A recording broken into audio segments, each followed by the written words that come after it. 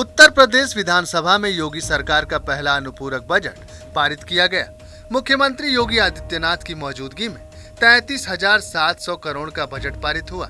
Budget चर्चा पर सभी दलों के नेताओं के बोलने के बाद ही मुख्यमंत्री ने चर्चा का जवाब दिया। हालांकि ये बजट सत्र काफी हंगामेदार रहा और जिसमें समाजवादी पार्टी के नेताओं के हंगामे के बाद सत्र की कार्रवाई को स्थगित करना पड़ा।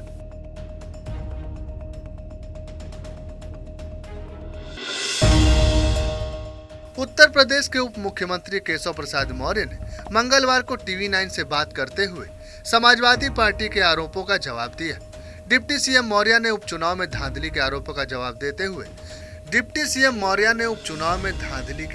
जवाब देते हुए कहा कि भाजपा कभी सत्ता का दुरुपयोग नहीं करती। साथ ही उन्होंने कहा कि सपा ने अपने सत्ता का दुरुपयोग करते हुए कन्नौज लोकसभा उपचुनाव में डिम्पल यादव को निर्विरोध निर्वाचित कराया था। कि कन्नौज लोकसभा का उपचुनाव जब वह मुख्यमंत्री थे उत्तर प्रदेश के, तो वह निर्विरोध कैसे निर्वाचित हो गई थी उनकी पत्नी श्रीमती डिम्पल यादव जी।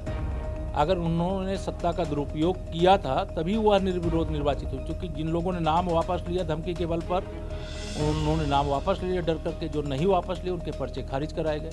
भाजपा ने तो कहीं ऐसा नहीं है कि चुनाव ना हो, चुनाव हो, वोट डालें लोग, उसके आधार पर जीते।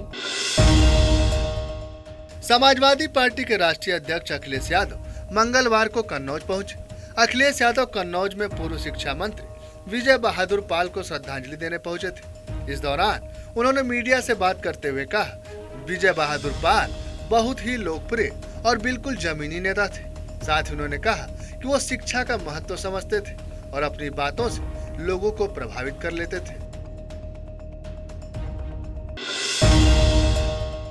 लखीमपुर खीरी के तिकुनिया हिंसा मामले में कोर्ट ने 14 आरोपियों के खिलाफ आरोप तय कर दिए हैं। सभी को हत्या का प्रयास समेत कई धाराओं में आरोपी बनाया गया है। इस मामले में केंद्रीय गृह राज्य मंत्री अजय कुमार मिश्रा टेनी के बेटे आशीष मिश्रा इस हिंसा मामले में मुख्य आरोपी हैं। इस हिंसा में 4 किसानों समेत 8 लोगों की मौत हो गई थी। एडीजे फर्स्ट सुशील श्रीवास्तव की कोर्ट में धारा 147, 148, 149, 326, 30, 302, 120B, 427 और धारा 177 में आरोप तय किए गए हैं। सभी आरोपियों के खिलाफ आरोप तय करने के लिए पर्याप्त आधार पाए गए हैं।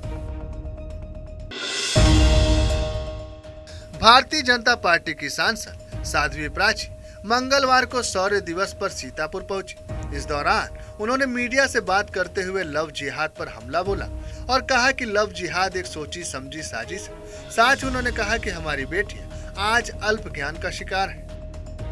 हिंदू बेटियों को टारगेट किया जा रहा है, ये आज हिंदुस्तान में बहुत बड़ी समस्या बनती जा रही है। मैं 20-25 साल से आवाज उठा रही हूँ कि लव जिहाद एक सोची समझी साजिश, एक षड्यंत्र के तहत वो अपनी योजनाएं फैलाते जा रहे हैं। और कभी तो हमारी बच्ची सूटकेस में मिलती है, कभी हमारी बच्ची बोरे में मिल जाती है, कभी फ्रिज में 35-37 टुकड़े मिलते हैं। मंगलवार 6 दिसंबर को बाबरी मस्जिद विध्वंस की बरसी पर हिंदू महासभा ने मथुरा की शाही ईदगाह मस्जिद में हनुमान चालीसा के पाठ का ऐलान किया। इतना ही नहीं, लड्डू गोपाल की प्रतिमा को स्थापित करने का भी ऐलान किया। हिंदू संगठनों के ऐलान के बाद आगरा और मथुरा में प्रशासन अलर्ट पर आ गया। मथुरा में शाही ईदगाह मस्जिद के आसपास के इलाके में धारा 144 लागू कर दी गई। इसी बीच पुलिस ने ईदगाह मस्जिद में कांवड़ लेकर घुसने का प्रयास कर रहे सौरभ शर्मा नाम के शख्स को हिरासत में ले लिया।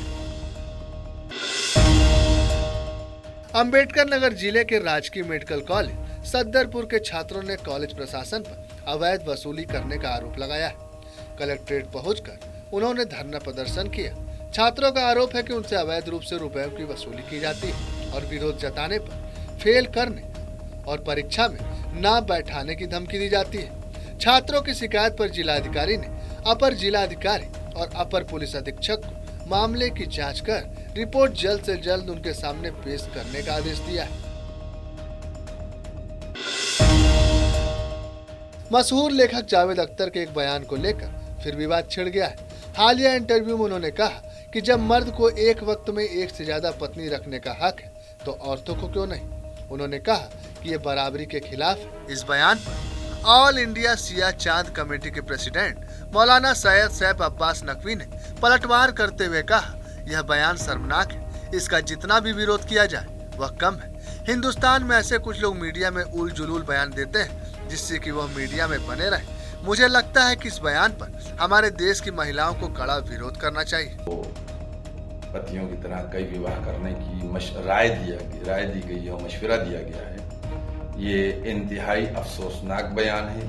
इसकी जितनी भी निंदा की जाए, मजम्मत की जाए वो कम है, क्योंकि कुछ लोग हमारे मुल्क के अंदर इस तरीके से ऊल जलूल बयान देकर मीडिया में बने रहने की कोशिश करते हैं।